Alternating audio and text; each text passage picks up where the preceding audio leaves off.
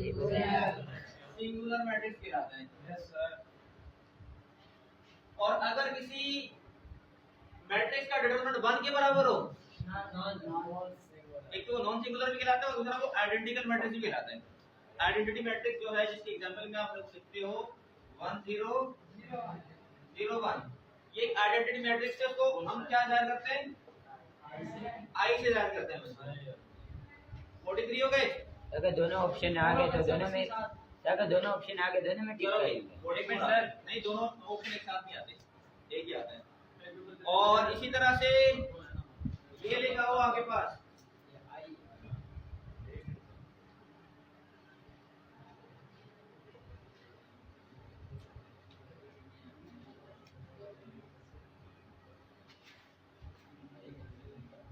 चलो भाई, दो मैट्रिक्सेस आपस में ऐड हो रहे हैं।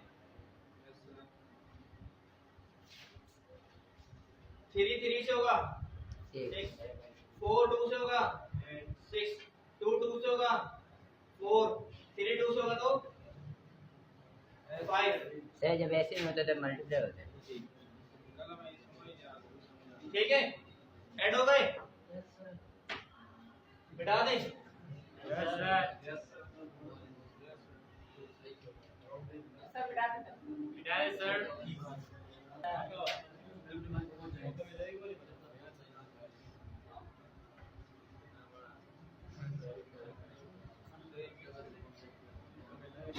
अगर किसी मैट्रिक्स में ये दो वैल्यूज और ये दो वैल्यूज एक जैसी हों,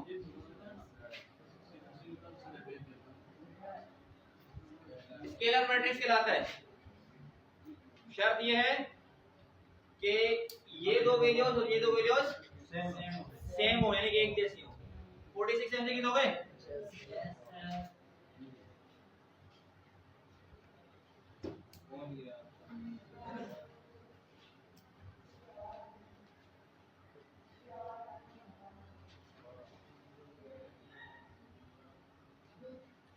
सॉल्यूशन सेट मालूम करना x का।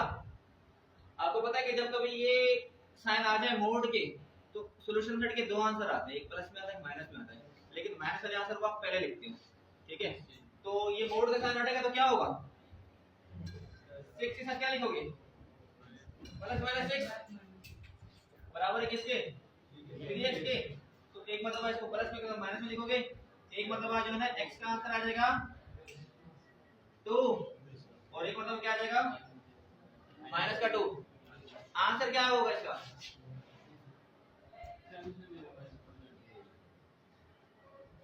इसका आंसर होगा -2, माइनस वाली वैल्यू को पहले लिखते हैं। 47 हो गए।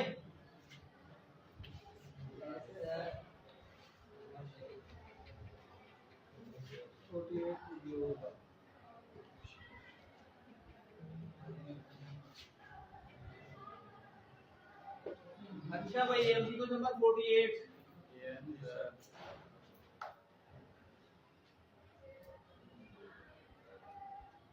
ये मैं एक एमसीक्यू बताना भूल गया था। आप जानते हैं कि जो दोनों पर समारोह होता है रूट की वो क्या कहलाता है, y, और जो रूट के अंदर होते हैं वो x, वो क्या कहलाता है, ये क्या कहलाता है, इंडेक्स। जो रूट की तुम पर सवार हो वो इंडेक्स है, और जो रूट के अंदर हो वो रेडिकंड। ठीक है, वैसे ये दो एमसीक्यू है, चलो मैंने यहाँ पर इसको एक फर्स्ट कर लिए। कितने हो गए, 48।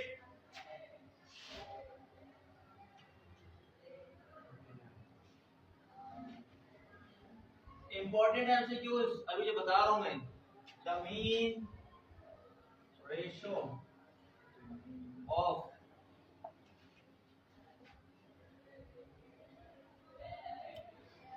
दो वैल्यूज दे देंगे वो और कहेंगे इसका मीन रेशियो क्या होता है।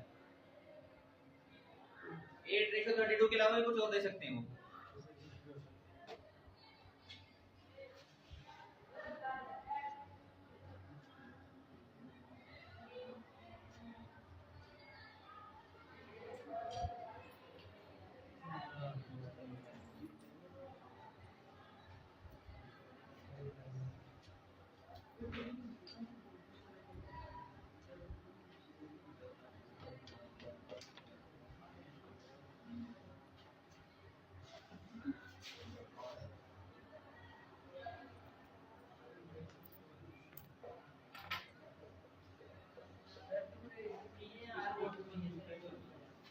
3.3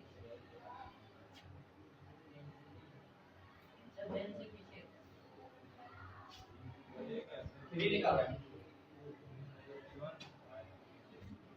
चलो भाई देख लो, ये जो है चैप्टर नंबर 9 के एमसीक्यूज है रेशियो से रिलेटेड, ये चैप्टर 9 में आए तो नहीं है। लेकिन रेशियो आप लोग सीख लो।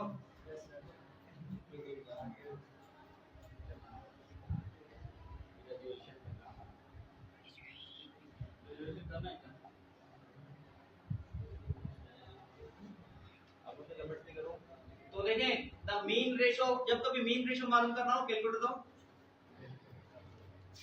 इन दोनों को मल्टीप्लाई करोगे आपस में, जो जवाब आएगा उसका स्क्वायर रूट ले लोगे। 8 और 32 आपस में मल्टीप्लाई हो जाएंगे, आगे आंसर हमारे पास 256। 256 जो है आप बाद में आ जाना, रूट ले लेंगे 256 का, तो आ गया क्या 16। इसका आंसर होगा 16। दोबारा बता रहा हूँ, मीन रेशियो इंपॉर्टेंट एमसीक्यूज है, पेपर में बहुत आता है। दो वैल्यूज देंगे, अगर उनका मीन रेशियो मालूम करो, उन दोनों को आपस में मल्टीप्लाई करोगे, इन दोनों को मैंने मल्टीप्लाई किया 256 आया, उसको मैंने रूट ले लिया, क्या आया 16। इसी तरह से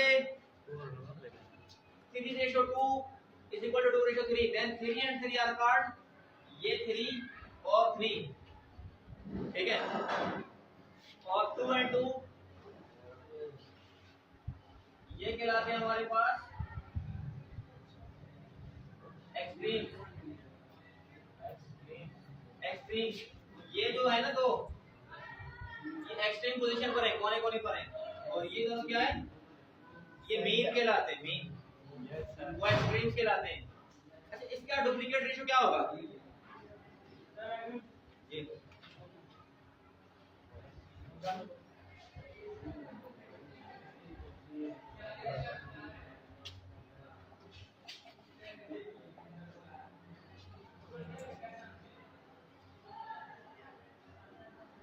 चलो भाई, यही मैंने वैल्यू लिखी बार बार। एक मतलब डुप्लीकेट रेशियो पूछे इसका, एक मतलब ट्रिप्लीकेट पूछे।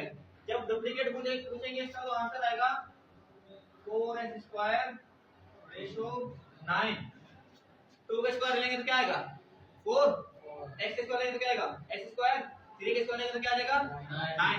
अब ट्रिप्लीकेट में आप तो बताओ आंसर क्या आएगा, 2 का क्यूब लेंगे, ट्रिप्लीकेट है ना बेटा, 8x क्यूब और 27, ये ट्रिप्लीकेट रेशियो कहलाता है, ये इसका क्या कहलाता है, डुप्लीकेट रेशियो कहलाता है। तो चैप्टर नंबर 9 के एमसीक्यू भी हो गए, 7 के भी हो गए मैट्रिसेस के। सॉल्यूशन सेट में जो यूनिट नंबर 6 है उसमें बहुत सारे छोटे छोटे सवाल हैं, उसके सॉल्यूशन सेट निकालना पड़ता है। अच्छा, एक और यूनिट रह गया एलिमिनेशन, वो 8वां है, लेकिन उसके लिए सवाल अलग से ढूंढने पड़ेंगे, बनाने पड़ेंगे। तो अब मैं आपको सिखा रहा हूँ ट्रिग्नोमेट्री यानी कि ट्रायंगल के एमसीक्यूज, ये मिटाना पड़ेगा। कितने 53 हो गए ना, ये मिटा दूं, तो 4 नंबर के बराबर है और 50 नंबर के एमसीक्यूज 400 नंबर के बराबर है। मेन काम है, कितने हो गए 53 54। चलो भाई,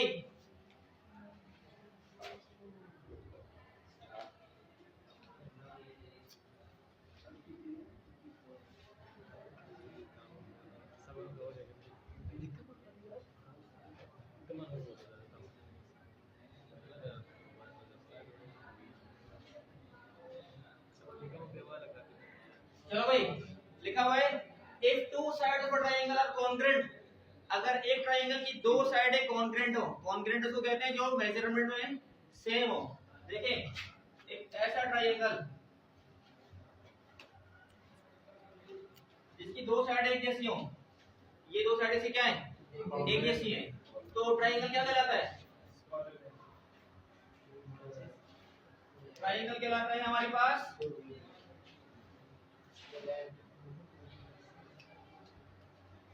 आइसोसेलेस, ठीक है, आइसोसेलेस कहलाता है। और if all the sides of a triangle is equal,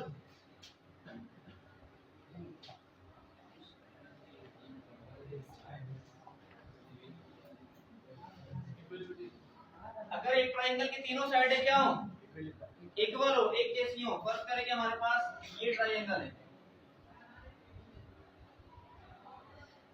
ठीक है, तो ये ट्राइंगल क्या कहलाएगा, ये इक्वल है इसलिए इसका नाम है equilateral.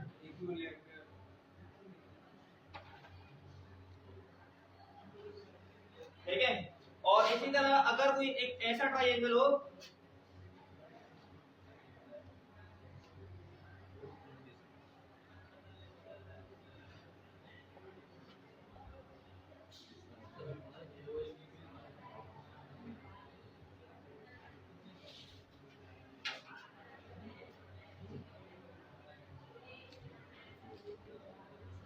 if all the sides of a triangle are not congruent, एक जैसे ना हो, तीनों साइडें जो हैं, एक छोटी साइड हो, दूसरी उतनी बड़ी हो, तीसरी उससे भी बड़ी हो, ठीक है, अगर साइडें बराबर ना हो एक दूसरे के तो क्या कहलाएगा,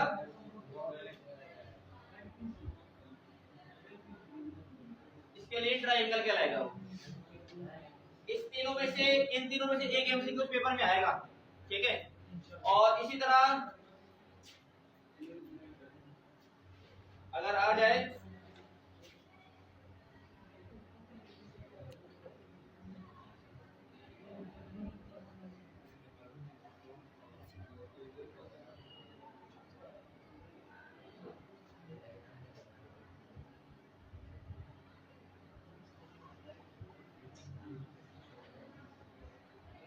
सर 56 दो है सर, 57 आएगा। चलिए ये 57 हो गया।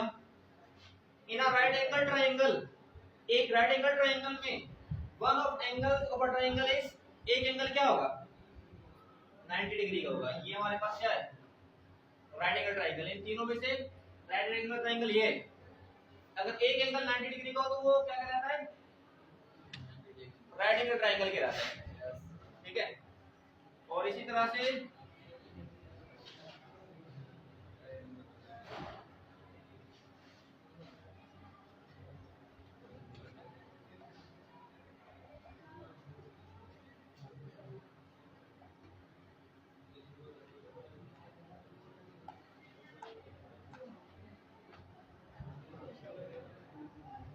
ऐसा ट्रायंगल जिसके तमाम एंगल 90 डिग्री से कम हो तो वो क्या कहलाएगा, एक्यूट एंगल, एक्यूट ट्रायंगल कहलाएगा। और अगर किसी ट्रायंगल में 90 डिग्री से ज्यादा हो एंगल,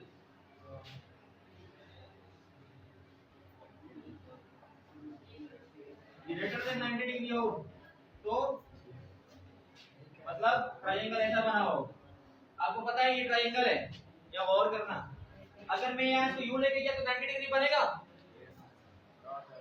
सही है भाई।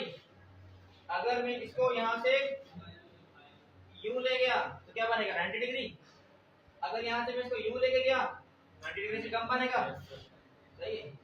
तो ग्रेटर देन 90 डिग्री का मतलब है कि यहाँ के बाद यहाँ यूं जाएगा और फिर ये दोनों साइड आपस में कनेक्ट हो जाएंगी। ऐसा ट्रायंगल जिसमें कोई भी एक एंगल 90 डिग्री से ज्यादा हो तो वो कहलाता है ऑब्ट्यूज ट्रायंगल। और अगर किसी ट्रायंगल में तमाम एंगल 90 डिग्री से छोटे हों, जैसे कि ये, इस ट्रायंगल में तमाम एंगल कितने डिग्री के हैं, 60 45 ये बता दें कितने हो गए 59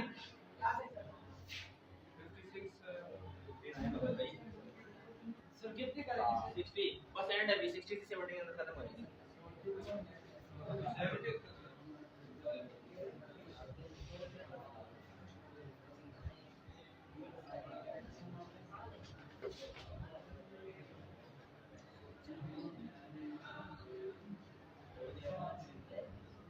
एक ट्रायंगल के तमाम एंगल्स का सम कितने डिग्री के बराबर होता है? आप 180 180 डिग्री के बराबर होता है। ठीक है,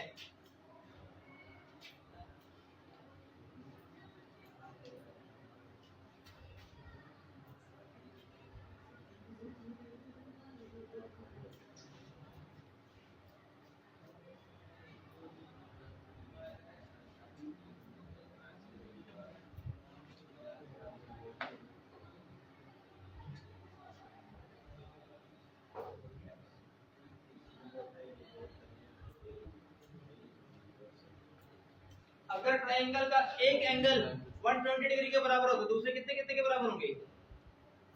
120 सर। जी, दूसरे 30 डिग्री के बराबर होंगे, दो होंगे 30 डिग्री वाले। 30 डिग्री 60 डिग्री, 60 और 120 180।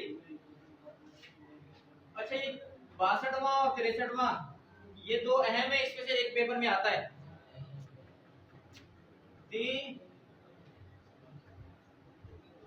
sum of supplementary angles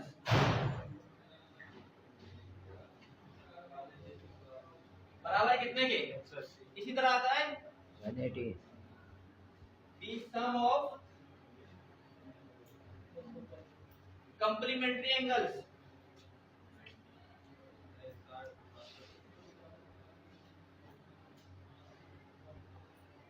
बराबर है किसके? देखें, सप्लीमेंट्री एंगल जो है वो बराबर होते हैं किसके? 180 डिग्री के। कम्प्लीमेंट्री एंगल से किसके बराबर होते हैं? 90 डिग्री। अक्सर बच्चे जो है ना ये भूल जाते हैं कि सप्लीमेंट्री एंगल्स 180 डिग्री के बराबर कैसे होता है, कम्प्लीमेंट्री 90 डिग्री के बराबर कैसे होता है। तो याद रखना, अगर कोई बच्चा मेहनत नहीं करेगा और अगर खुदा ना खास्ता कोई बच्चा फेल हो गया, बाद में वो सप्लियां देगा और सप्ली में किसी बच्चे के नंबर 300 350 नहीं आते, बल्कि वो 180 190 170 नंबर लेके पास होता है। तो सप्लीमेंट्री वाला बच्चा हमेशा 180 नंबर लेता है, इसको याद रखें। सप्लीमेंट्री एंगल 180 डिग्री, कम्प्लीमेंट्री जो है उनका सम 90 डिग्री के बराबर होता है। इन्हीं एमसीक्यूज को तोड़कर पेपर में वो ऐसे कह सकते हैं, if one of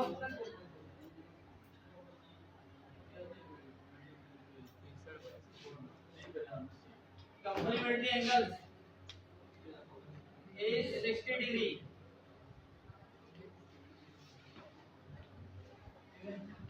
the other will be dash. If one of complementary angles is 60 degree, complementary angle में से एक 60 डिग्री है, दूसरा कितने डिग्री के बराबर होगा? 30 डिग्री के बराबर। सही है। अभी यहाँ पर पढ़ा ना आपने, sum of complementary angles is 90 degree. दो होते हैं वो, अगर उनमें से एक 60 डिग्री तो दूसरा कितना होगा? 30 डिग्री। इसी तरह से सप्लीमेंट्री एंगल भी कह सकते हो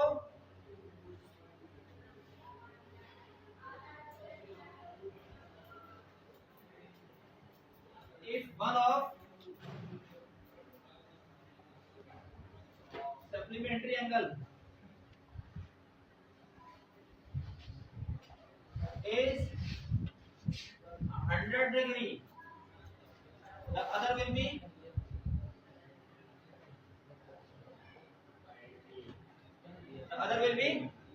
80 डिग्री के बराबर होगा। एक अगर 100 डिग्री के बराबर है तो दूसरा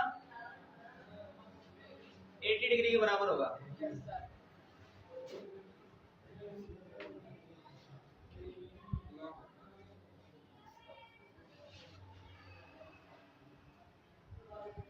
इसके अलावा बहुत सारे एमसीक्यूज हैं, लेकिन ये 65 एमसीक्यूज कर लो। आपके जो 25 एमसीक्यूज मैट्रिक क्लास के आने हैं पेपर में, मैक्सिमम एमसीक्यूज इन 65 में से और इससे मिलते जुलते में से आएंगे। ठीक है, डिट टू की बात नहीं कर रहा मैं, इस जैसे ही आएंगे तकरीबन 70 to 80% आपके एमसीक्यू इसमें से बन जाएंगे इंशाल्लाह। ठीक है, आज के लिए क्लास के लिए इतना ही रखते हैं इंशाल्लाह। अगली क्लास में फिर नेक्स्ट क्लास में इंपॉर्टेंट क्वेश्चन की बात करते हैं। अल्लाह हाफिज।